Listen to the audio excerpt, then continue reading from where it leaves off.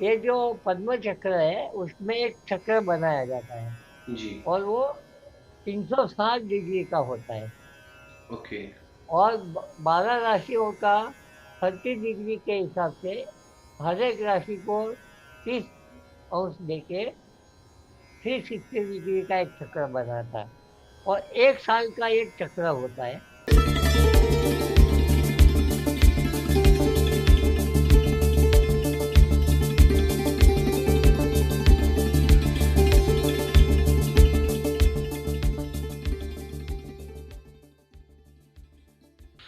बोलिए आदरणीय पंकज जी। सर, प्रणाम करता हूँ मैं आपको चरण बंद। प्रणाम प्रणाम। आप यहाँ एस्ट्रोलॉजिकल सब देखते हैं? आदरणीय, मैं नेक्स्ट लेवल एस्ट्रोलॉजी हम जो प्रेजेंट कर रहे हैं, साथ में मैं अपने दर्शकों को भी बता देता हूँ। हम हैं नेक्स्ट लेवल एस्ट्रोलॉजी और हम लोग करते हैं एस्ट्रो पॉडकास्ट, जिसके माध्यम से जितने भी ज्योतिषाचार्य हैं जिन्होंने अपनी पूरा जीवन ज्योतिष को समर्पित कर दिया, उनका हम एस्ट्रो पॉडकास्ट कर रहे हैं, जिससे कि उनके जीवन की जर्नी, उन्होंने अपने जीवन में क्या क्या अनुभव पाया, जिससे कि आने वाले जो युवा हैं, और देखिए आज ये इंटरनेट है, आज से 200 साल 300 साल बाद भी ये रहेगा। तो आज जो हम प्रयास कर रहे हैं, तो आने वाले भविष्य में जो 30 साल 40 साल बाद भी जो एस्ट्रोलॉजर्स होंगे, तो एक जीवंत ये जो हमारा ज्ञान है, एक्सपीरियंस है, ये एक्सपीरियंस आने वाली पीढ़ी को भी मिल सके, ऐसा उद्देश्य है।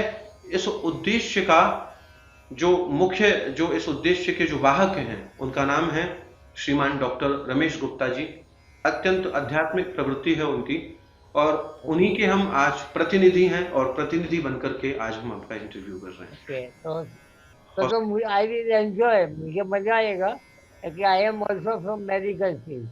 Very good. मैं भी मैं भी मेडिकल फील्ड से हूँ। मैं नेचुरोपैथी भी किया और मेरा मेरा उद्भव ही वहाँ से हुआ। अभी मैं वही बता रहा था जी। कि मैं चाइनीज एक्यूपंक्चर के 60 ईयर कैलेंडर से लोगों का एनर्जी निकाल के बर्थ डेट, यानी आपकी जन्म तारीख, जन्म समय और जन्म स्थल से मैं एनर्जी निकालता था और वो एनर्जी से पता था कि आपको ये तकलीफ हो सकती है, आपको ये हो सकती है। जी। तो ये तो मजा आएगा, ये तो बहुत ही अच्छा विषय है। Very good friendship. ओके, बोलिए आप। आप गुजरात से हैं, और कई सारे इंटरव्यू अभी तक आदरणीय जी के सप्तऋषि जी का जो यूट्यूब चैनल है उनके माध्यम से आप दे चुके हैं। और उससे भी जो अच्छी बात है वो ये है कि आप ज्योतिष में अपना बहुत लंबा अनुभव दे चुके हैं, बहुत सारी ज्योतिष की आपने पुस्तकें भी लिखी हैं, और उससे भी बड़ी बात यह है कि आप कैंसर को मात दे चुके हैं और वापस से आप अपने मिशन पर लग गए हैं। तो आपके इस पराक्रम को मैं अपने शब्दों में वर्णन नहीं कर सकता। सच कहूं तो एक कहावत है कि हाथ कंगन तो आरसी क्या, और पढ़े लिखे को फारसी क्या। तो हम आपके इस साहस को नमन करता हूं कि आपको इतना कष्ट, मैं समझ सकता हूं कि आप अभी कैसे बोल रहे होंगे, और मैं उस दर्द को महसूस तो नहीं कर पा रहा हूं, किंतु फिर भी मैं हृदय से नमन करता हूं आपकी इस ज्योतिष की जिज्ञासा को कि आज आप हमें इतना अनमोल समय दे रहे हैं। तो सर्वप्रथम तो मैं आभारी हूं, दंडवत आपको मैं प्रणाम करता हूं। बहुत बहुत बहुत धन्यवाद आपका, मुझे ये शुभ जी। अवसर देने के लिए कि भाई चलो ये ये एक ये सुअवसर अ, हमें मिला है, हम्म, आपके माध्यम से मिला है। आदरणीय, यदि आप थोड़ा सा यदि बताएं कि ज्योतिष में आपका आना कैसे हुआ, किस प्रकार से आपको लगा कि ज्योतिष ही मेरा जीवन है। वो बहुत ही इंटरेस्टिंग चीज है। जी। देखिए, मेरा जो जन्म हुआ और मैं जो जिस घर में पला पोसा, वो घर लोगों की दृष्टि में नास्तिक थे।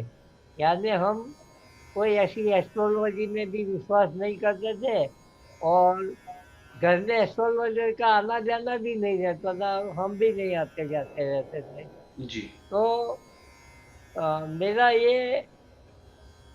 ये जो सफर है एस्ट्रोलॉजी का, वो आप बहुत ही इंटरेस्टिंग है। इसमें ऐसा हुआ कि मैं 91 में 1991 में मैंने एक्यूपंक्चर की पढ़ाई की। मेरी जॉब चालू थी, मैं दिल्ली आया था और उस दौरान दिल्ली में एक एक्यूपंक्चर का वो लगा था, कैंप लगा था। वहाँ से मैंने थोड़ा एक्यूपंक्चर सीखा। वहाँ एक सब्जेक्ट आता है, टाइम एक्यूपंक्चर। जी। वो क्या होता है, एवरी 60 ईयर की एक कैलेंडर होती है चाइना में। तो चाइनीज ट्रेडिशनल एस्ट्रोलॉजी या मेडिकल क्रम है, उसमें 60 साल का एक कैलेंडर होता है। वो कैलेंडर के हिसाब से जो ईयर का जो फिर मंथ का होता है, फिर दिन का होता है, फिर समय का होता है। दो दो कलाक के अंतराल में, जैसे हमारे भी ज्योतिष में दो दो घंटे का सूर्य का एक हाउस में होना होता है, इस तरह से इसमें भी दो दो घंटे का होता है। जी। तो वो मैंने पढ़ा था 91 में। फिर मैंने 2004 में ये टीचिंग चालू किया एक्यूपंक्चर का। इतने साल के अनुभव के बाद मैंने पढ़ाई देना चालू किया। मेरा, चलो हम सबको सिखाते हैं। तो अ, अहमदाबाद में मैंने वो फ्री में लोगों को, ऐसे ही लोगों को इकट्ठा करके मैं सिखाता था। जी। और वो उसमें शाम को हमारा एक कैंप लगता था कि कोई भी पेशेंट होते हैं उनको हम एक्यूपंक्चर की सारवार करते थे, एक्यूप्रेशर की। जी। उस दौरान में कभी कोई कॉम्प्लिकेटेड केस आते थे तो उसमें टाइम एक्यूपंक्चर का मैं यूज करता था। तो लोगों को फिर दूसरे दिन बताता था, क्योंकि वहाँ सेम डे निकलना, क्योंकि पेशेंट बहुत होते थे। तो बोला भाई कल आना, हम कल आपको बताएंगे और उस हिसाब से हम आपकी ट्रीटमेंट करेंगे। तो उस दौरान क्या होता था कि हम बताते थे कि भैया आपको ये है, आपको ये प्रॉब्लम हो सकती है, आपको ये प्रॉब्लम है, आगे भी आपको हो चुकी है। ऐसा ऐसा जो भी लगता था हमें, हम बताते थे। उसमें लोगों को क्यूरियोसिटी बढ़ गई कि ये आदमी कुछ एस्ट्रोलॉजी से ट्रीटमेंट करता है। जी। अब मैंने आगे बताया, मैं इतने ऐसे फैमिली, मेरा खुद का भी उस वक्त 2007 में 57 बॉर्न हूँ। 50 साल तक मैंने मेरी कुंडली नहीं देखी। जी। न मुझे पता था ये शनि होता है ऐसा, राहु ऐसा होता है, ये लग्न होता है, ये चंद्र राशि होती है, ये कुछ पता नहीं था। जी। फिर आप जैसे विद्वान एक भाई साहब आए, उनकी पत्नी को लेके कुछ ट्रीटमेंट के लिए। जी। तो मैंने उनका पूछा कि भाई क्या है आपकी जन्म तारीख, जन्म से। तो उन्होंने भी दूसरे दिन मैंने बताया। तो बोला यार आप तो एस्ट्रोलॉजी करते हो। बोला नहीं नहीं, मैं तो जानता भी नहीं हूँ। बोला नहीं नहीं, आप झूठ बोल रहे हो। मैं बोला मेरे झूठ बोलने से क्या, आपको क्या वो। मैं बोला कि भाई आप देखो, ये जो है मैं इस हिसाब से देख रहा हूँ। उनको बताया मैंने, हम्म। क्योंकि ज्ञान तो क्या होता है, ओपन होता है, वो कोई मेरी मोनोपोली तो है ही नहीं। तो मैंने उनको बताया कि मैंने इस तरह से देखा। तो बोला यार आप इंडियन एस्ट्रोलॉजी में क्यों, वैदिक एस्ट्रोलॉजी क्यों नहीं सीखते हो। बोला यार देखो, मेरा एक कोई कोई उससे नाता ही नहीं है। जी। एबीसी। बोला नहीं, आप पढ़ लो। बस वही मोमेंट थी, वो आदमी जो मेरे से बात की, और उसने एक मेरे को गुजराती में पद्म चक्र पद्धति के बारे में, एक हमारे गुजरात में एक बहुत ही अहमदाबाद में विद्वान ज्योतिष थे, नानूभाई भट्ट करके, जो जी। पद्म चक्र से बहुत ही सटीक तरीके से दशा देखे बिना या कोई भी दूसरी पद्धति को इन्वॉल्व किए बिना हाथ से ही बना के सबको बताते थे। जी। और रात को 3-3 बजे तक, सुबह से लेकर रात को 3 बजे तक लोगों को दिखाते थे। जी। बहुत ही ऋषि प्रकृति के आदमी थे। जी। तो वो उनकी एक बुक थी, वो मुझे दी और मैंने पढ़ना चालू किया। हम्म। तो बाद में वो पढ़ते पढ़ते मैंने ये थोड़ा कुछ जानना चालू किया। जी। बाद में ये यात्रा चालू हुई। जी। ये मेरी ऐसी यात्रा है, तो यानी फ्रॉम नथिंग टू समथिंग, ऐसी यात्रा थी। आज कहीं। जी। हाँ जी। हाँ जी बोलिए। आज लगभग कितना समय आपको ज्योतिष में हो गया होगा?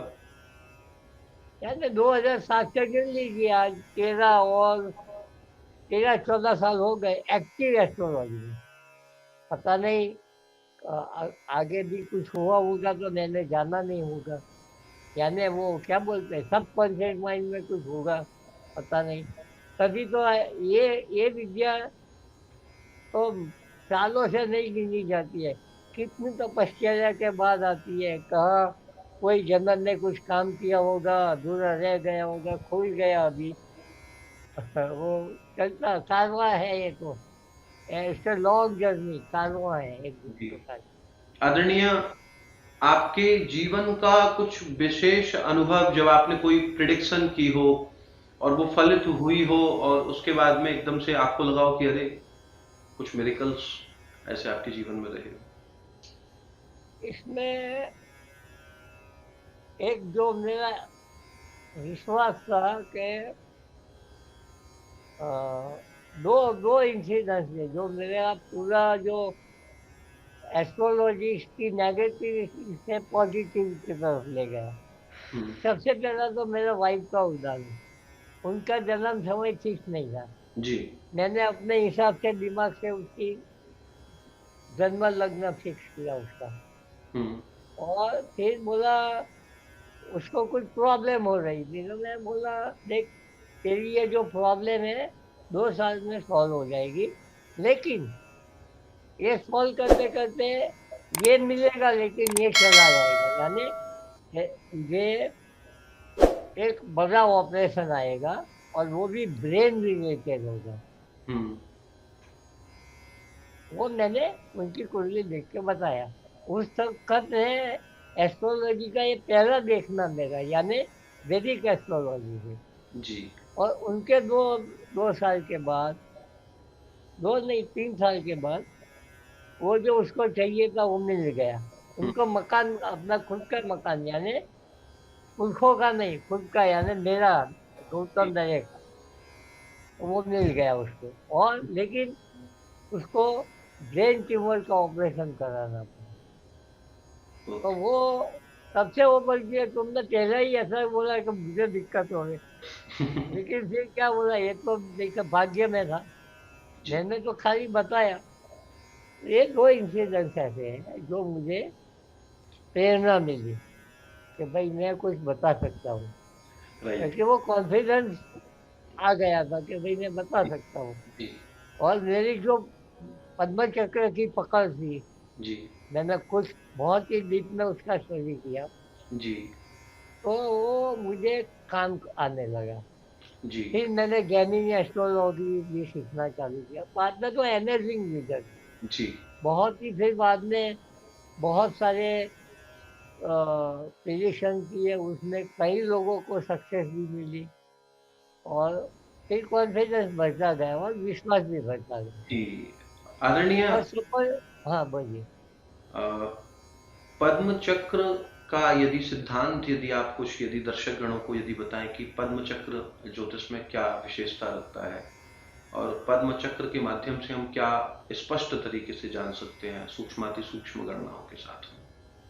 या में क्या होता है, पद्म चक्र एक द्वादश अंश पद्धति है, यानी लोग नवमांश से देखते हैं, कोई ईशांश से देखते हैं, कोई, यानी वो क्या बोलते हैं,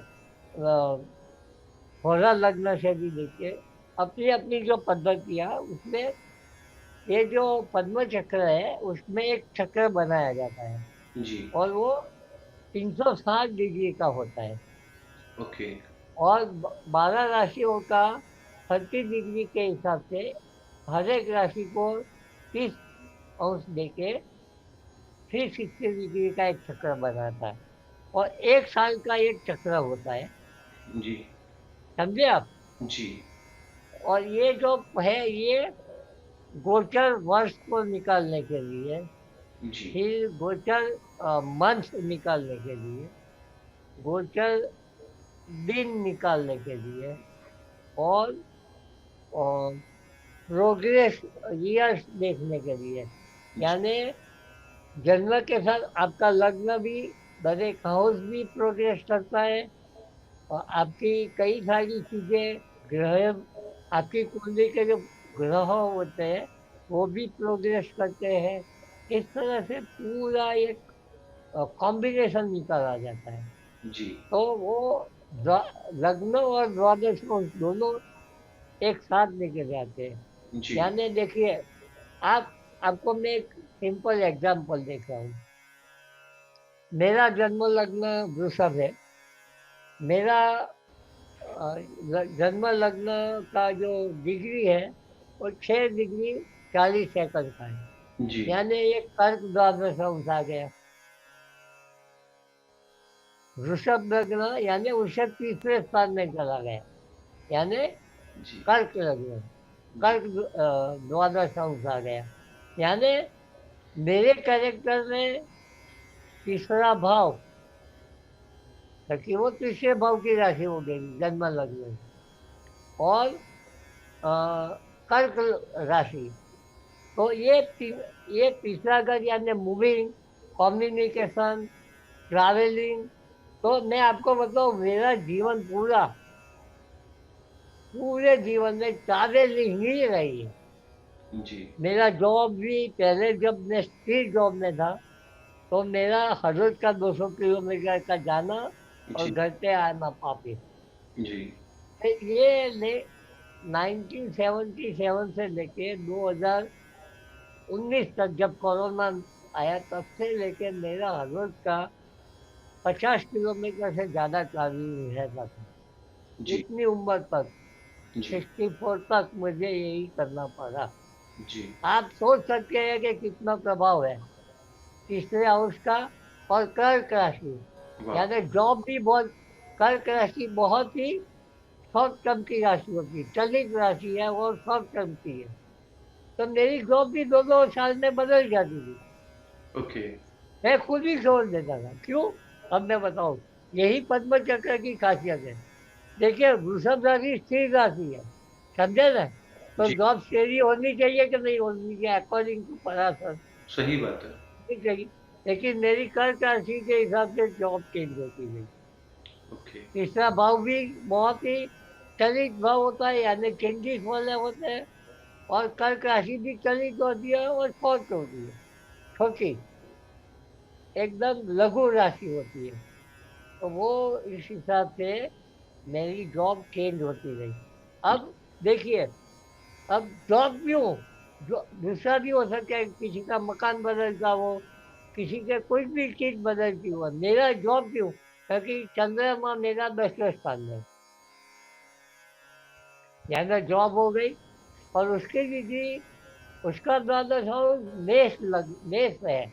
जी। यानी 12वां भाव हो गया। तो बार बार जॉब चेंज होती रही। आज भी कोई क्रेडिट, यानी बाद में तो मैंने ही डिसाइड कर लिया, मेरा जॉब से पत्ते वाला नहीं है। मेरा यही काम है जिसमें मैं आगे बढ़ूंगा, तभी मुझे दाम और शाम सब मिलेंगे। जी। तो इस तरह से ये पद्म चक्र एकदम माइन्यूटली देखा जाता है। जी। आपका घर में क्या क्या क्या चीज होती है, आपके क्या क्या वो, आपके भाइयों की पोजीशन, पूरा डिटेल निकाला जाता है। और चीज गोचर वर्ष में विदाउट सीइंग दशा हम बता सकते हैं कि भाई आपको ये साल ये हुआ होगा, अभी ये होगा, बाद में आगे भी लास्ट ईयर ऐसा हुआ होगा। जी। हाँ। और दूसरा उसमें होता है बाधक। जी। बाधक का बहुत ही बड़ा उपयोगी रोल होता है। आप जानते हैं बाधक क्या होता है? आप एस्ट्रोलॉजर से बातचीत करवाना चाहते हैं तो चर राशि में 11वां भाव बाधक होता है, और द्विसभाव वाली को 7वां भाव। यानी उस ग्रह का मालिक, यानी 11वें 9वें और 20 स्थान में बैठा हो, जी। और वो उसका जो द्वादश हो जिस स्थान में पड़ा हो। जैसे मेरा शनि बाधक हो गया, वृषभ लग्न है, 9वां भाव बाधक हो गया। जी।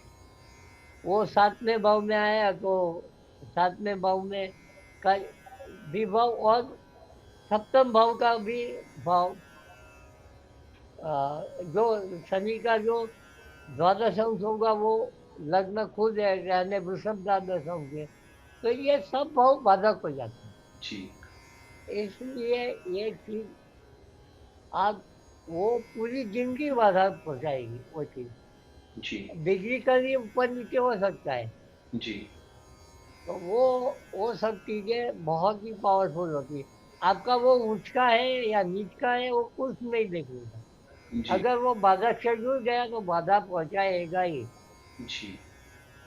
ऐसा किसी को कम डिग्री में होता है, किसी को ज्यादा होता है, लेकिन होता जरूर है। अर्थात आपके अनुसार जो आपने अब तक अनुभव किया है कि यदि किसी व्यक्ति की जन्म कुंडली में कोई ग्रह यदि बाधकेश है, यदि बाधक है, तो वो किसी न किसी प्रकार से बाधा जरूर पहुंचाए। पहुंचाएगा, पहुंचाएगा। और आज आपसे बात करके, आज आपके साथ में इस इंटरव्यू में जब हमने बात की, तो जो हमें सबसे अच्छी जानकारी आज मिली, सबसे अच्छी आज आपके श्रीमुख से हमें जो जानकारी मिली, आपका एक इतना अनुभवशील एक एक्सपीरियंस मिला कि बाधकेश चाहे कितना भी फायदा दे, किंतु वो बाधा जरूर देगा।